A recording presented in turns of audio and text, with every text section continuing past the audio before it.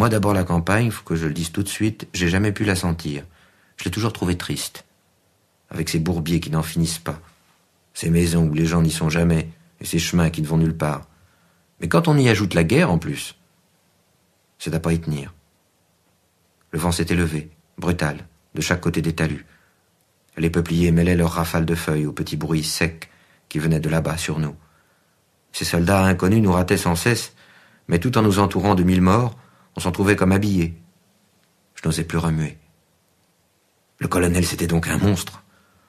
À présent, j'en étais assuré, pire qu'un chien. Il n'imaginait pas son trépas. Je conçus en même temps qu'il devait y en avoir beaucoup des comme lui dans notre armée, des braves. Et puis tout autant sans doute dans l'armée d'en face. Qui savait combien? 1, 2, plusieurs millions peut-être en tout. Dès lors ma frousse devint panique. Avec des êtres semblables, cette imbécilité infernale pouvait continuer indéfiniment. Pourquoi s'arrêterait-il? Jamais je n'avais senti plus implacable la sentence des hommes et des choses. Serais-je donc le seul lâche sur la terre? Pensais-je.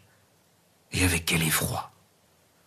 Perdu parmi 2 millions de fous héroïques et déchaînés et armés jusqu'aux cheveux?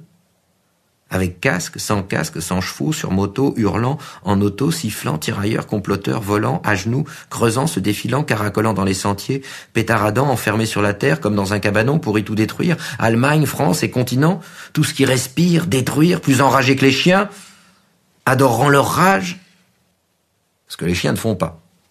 100, 1000 fois plus enragés que 1000 chiens et tellement plus vicieux. Nous étions jolis. Décidément, je le concevais. Je m'étais embarqué dans une croisade apocalyptique. On est puceau de l'horreur comme on l'est de la volupté. Comment aurais-je pu me douter, moi, de cette horreur en quittant la place Clichy? Qui aurait pu prévoir avant d'entrer vraiment dans la guerre tout ce que contenait la sale âme héroïque et fainéante des hommes? À présent, j'étais pris dans cette fuite en masse, vers le meurtre en commun, vers le feu.